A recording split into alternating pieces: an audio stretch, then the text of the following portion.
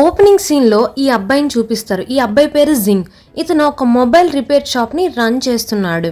ఈ అబ్బాయికి ఆ రిపేర్ షాప్ నుంచి వచ్చే ఆదాయం కేవలం వాళ్ళ ఇంటి రెంట్ కోసమే సరిపోతుంది. జింగ్‌కి ఒక సిస్టర్ కూడా ఉంది. తనకి హార్ట్‌లో హోల్ ఉంటుంది.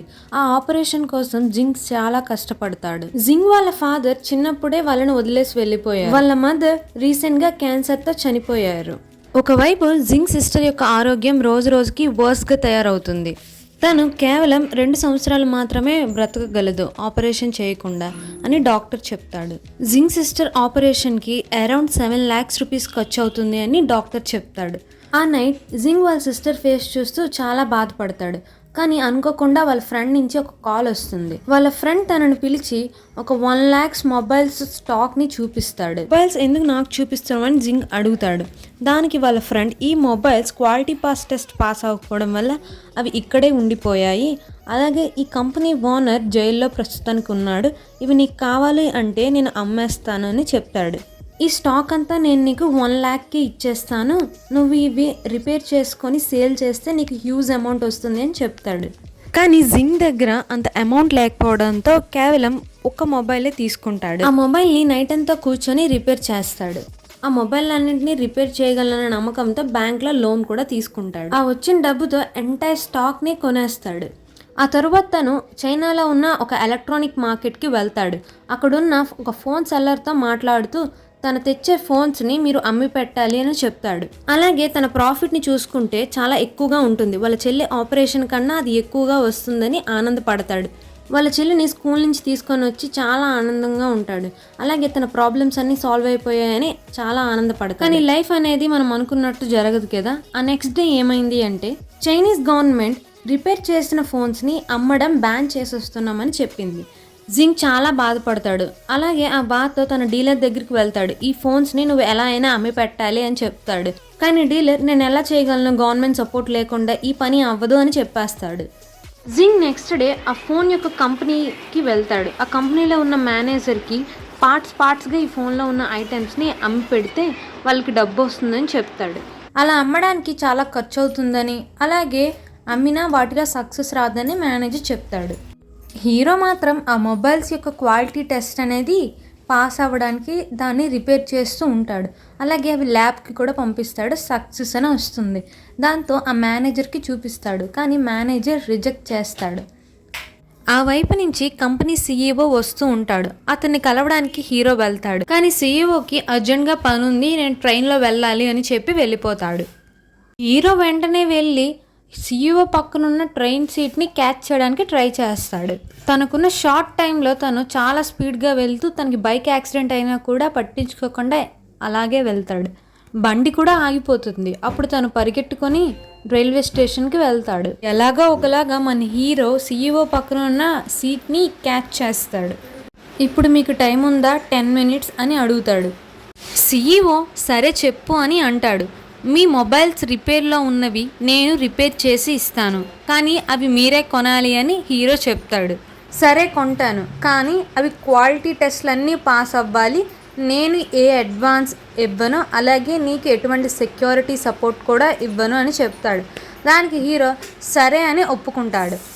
ఆ నైట్ హీరో తన చెల్లిని తన ఫ్రెండ్ ఇంటి నుంచి తన ఇంటికి తీసుకెళ్తున్నప్పుడు తన చెల్లి జింగ్కి ఉన్న దెబ్బల్ని చూపిస్తూ అడుగుతుంది, ఎందుకు దెబ్బలు తగిలించుకున్నావు అని. అలాగే ఈ ప్రపంచంలో నాకు ఉన్నది నువ్వు ఒక్కడమే అని చెప్తుంది. నెక్స్ట్ డే జింగ్ తన ఫ్రెండ్ దగ్గరికి వెళ్ళి ఈ జరిగిందంతా చెప్పి నువ్వు నాకు సహాయం చేస్తావని అడుగుతాడు. తన ఫ్రెండ్ కూడా సరే అని చెప్తాడు. జింగ్ అండ్ తన ఫ్రెండ్ ఇద్దరూ కలిసి ఒక పాతబడిన ఒక ఫ్యాక్టరీ లాంటిది తీసుకుంటారు. దాన్ని మంచిగా క్లీన్ చేసుకొని మొత్తం సెటప్ చేసుకుంటారు.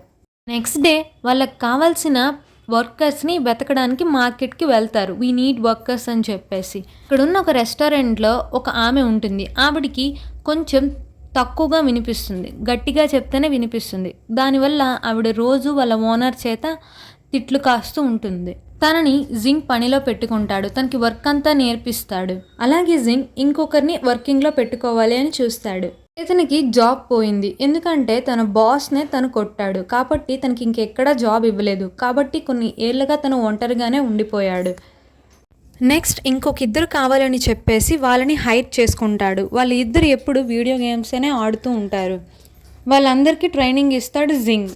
అలాగే జింగ్ని చూసి కొంతమంది రిటైర్డ్ ఆఫీసర్స్ మేము కూడా హెల్ప్ చేస్తామని వస్తారు. వాళ్ళకు కూడా జింగ్ వర్క్ నేర్పించి వాళ్ళని కూడా ఈ ప్రాజెక్ట్లో ఇన్వాల్వ్ చేస్తారు. అందరూ కలిసి డే అండ్ నైట్ కష్టపడుతూనే ఉంటారు. కానీ జింగ్కి వాళ్ళకి ఇవ్వడానికి డబ్బులే లేవు. జింగ్ ఒకవైపు క్లీనర్గా పనిచేస్తూ ఇంకొక వైపు రిపేర్ షాప్లో పనిచేస్తూ ఉంటాడు. పగలంతా క్లీనర్గా, నైట్ అంతా రిపేర్ షాప్లో పనిచేస్తూ ఉంటాడు. అలా చేయడం వల్ల తనకి ప్రాపర్ నిద్ర కూడా ఉండదు. వాళ్ళ చెల్లి చూసి ఎంతో బాధపడుతుంది. జింగ్ వర్కర్ అయిన ఒక లేడీ వాళ్ళ హస్బెండ్ జింగ్ ఆఫీస్ దగ్గరికి వచ్చి గొడవ చేస్తాడు. జింగ్ ఇంకా వాళ్ళతో ఫైట్ చేయడం స్టార్ట్ చేస్తాడు. ఆ తర్వాత జింగ్తో పనిచేస్తున్న వర్కర్స్ అందరూ కూడా ఫైట్లోకి దిగి వాళ్ళందరినీ బాగా కొడతారు. కొన్ని డేస్కి తన దగ్గర పనిచేస్తున్న వర్కర్కి మ్యారేజ్ కూడా అవుతుంది. దాంట్లో జింగ్ స్పీచ్ కూడా ఇస్తాడు. అందరూ చాలా ఆనందపడతారు. నైట్ ఇంటికి వస్తున్నప్పుడు జింగ్ చూస్తాడు. తన ఇంటికి ఒక లెటర్ ఉంటుంది. అది మీరు ఇంటి రెంట్ కట్టకపోవడం వల్ల మీరు ఇల్లు ఖాళీ చేసేయాలని. జింగ్ కీ ఓపెన్ చేయడానికి ట్రై చేసినా అది రాదు. ఓనర్ లాక్ మార్చేస్తాడు. దాంతో జింగ్ వాళ్ళ సిస్టర్ని వాళ్ళ ఫ్రెండ్ దగ్గర ఉంచి జింగ్ సీరియస్గా ఈ ఫోన్స్ అమ్మిన తన ఫ్రెండ్ దగ్గరికి వెళ్ళి ఎందుకు నన్ను ఇలా మోసం చేసావు, నేను కట్టిన డబ్బులు నాకు ఇచ్చాయని చెప్పేసి మొత్తం తీసుకుంటాడు జింగ్. నెక్స్ట్ డే నైట్ జింగ్ పడుకొని ఉంటాడు. వాళ్ళ చెల్లి వచ్చి ఏవో సౌండ్స్ వినిపిస్తున్నాయని లేపుతుంది. అప్పుడు జింగ్ చూస్తాడు. తన మొబైల్స్ని ఎవరో కొట్టేయడానికి ట్రై చేస్తారు. జింగ్ వాళ్ళని ఆపడానికి ట్రై చేస్తాడు. కానీ వాళ్ళు ఆగరు. జింగ్ మళ్ళీ వాళ్ళతో ఫైట్ చేసి ఎలాగో ఒకలాగా ఆ మొబైల్స్ని తను సేవ్ చేసుకుంటాడు. ఈ ఫైట్ వల్ల జింగ్కి 2 ఫింగర్స్ ఫ్రాక్చర్ అవుతాయి. దాంతో తను ఎటువంటి రిపేర్ కూడా చేయలేడు అని డాక్టర్ చెప్తాడు. నెక్స్ట్ డే తన క్లీనింగ్ వర్క్లో కూడా తను ఫెయిల్ అవుతాడు. ఎందుకంటే తన హ్యాండ్ పనిచేయదు కాబట్టి అదంతా పడిపోతుంది. అప్పుడు తన ఓనర్ తనని తిడతాడు. అన్నీ ఆలోచిస్తూ జింగ్ బాధపడతాడు. నాకే ఎందుకు ఇలా జరుగుతుంది అని. అలా అనుకుంటుండగా జింగ్ మేనేజర్ వస్తాడు. నీ లోన్ డ్యూ ఇంకా పెండింగ్గానే ఉంది, ఎప్పుడు కడతావని అడుగుతాడు. జింగ్ నెక్స్ట్ డే వాళ్ళ మేనేజర్ని కలుస్తాడు. ఎంతో కొంత అడ్వాన్స్ ఇప్పించండి ప్లీజ్ అని. మేము ఇవ్వలేము అని చెప్తాడు వాళ్ళ మేనేజర్. అనుకోకుండా తుఫాన్ కూడా వస్తుంది. తన మొబైల్ రిపేర్ షాప్ అంతా ఇరిగిపోతుంది. జింగ్ ఫైనల్గా ఇవన్నీ ఆపేద్దామని డిసైడ్ చేసుకుంటాడు. వాళ్ళ ఫ్రెండ్ తను చాలా బాధపడతారు. అప్పుడు జింగ్తో పాటు పనిచేస్తున్న కోవర్కర్స్ వస్తారు. ఏమైంది, షాప్ ఎందుకు క్లోజ్ చేసామంటే అంతా అయిపోయింది, ఇంక మనం ఈ పని చేయట్లేదు అని చెప్పేస్తాడు. నువ్వు మాకు డబ్బులు ఇవ్వకపోయినా పర్లేదు, నీ కష్టాన్ని మేము చూస్తున్నాం, నేను మీకు సహాయం చేస్తామని చెప్తారు. జింగ్ ఆ ఐటమ్స్ మొత్తం వేరే చోటికి తీసుకువెళ్ళిపోతారు. అందరూ కలిసి డే అండ్ నైట్ ఎంత కష్టపడతారు అంటే అన్ని మొబైల్స్ని అతి తక్కువ టైంలోనే కంప్లీట్ చేసేస్తారు. ఆ మొబైల్స్ అన్ని క్వాలిటీ టెస్ట్ కోసం పంపిస్తారు. జింగ్ అండ్ అలాగే వాళ్ళ టీం మొత్తం ఆ కంపెనీ CEO దగ్గరికి వెళ్తారు. మీరు చాలా టెన్షన్గా ఉంటారు. టెస్ట్ పాస్ అవుతాయా లేదా అని. మీరు విత్ ఇన్ టైంలో కంప్లీట్ చేశారు, అలాగే అవి క్వాలిటీ టెస్ట్ కూడా పాస్ అయ్యాయని చెప్తాడు. అందరూ అది చెప్పినప్పుడు మాత్రం చాలా సైలెంట్గా ఉంటారు. అలాగే నేను నిన్ను కొత్త ప్రాజెక్ట్లోకి తీసుకుంటున్నాను, అది 5 మిలియన్ యూరోస్ వర్త్ ప్రాజెక్ట్ అని చెప్తాడు. జింగ్ చేస్తాను కానీ ఈసారి మాత్రం నాకు అడ్వాన్స్ ఇస్తేనే చేస్తానని చెప్తాడు. అందరూ ఒకేసారి లిఫ్ట్లోకి వెళ్ళి ఇంకా లిఫ్ట్లో చాలా ఆనందపడుతూ ఉంటారు, గట్టిగా అరుస్తూ ఉంటారు. నెక్స్ట్ 2 ఇయర్స్లోనే యంగెస్ట్ CEOగా జింగ్ మారిపోతాడు. తో పనిచేస్తున్న తన కోవర్కర్స్ని తన టీమ్గా మార్చుకుంటాడు. లైఫ్లో మనకి ఏదైనా కావాలి అంటే మనం చాలా హార్డ్ వర్క్ చేయాలి. ఎంత ఫెయిల్ అవుతున్నా మళ్ళీ ఇంకొకసారి ట్రై చేయాలి. అప్పుడే సక్సెస్ మనకి వస్తుంది. Thanks for watching. Subscribe for more.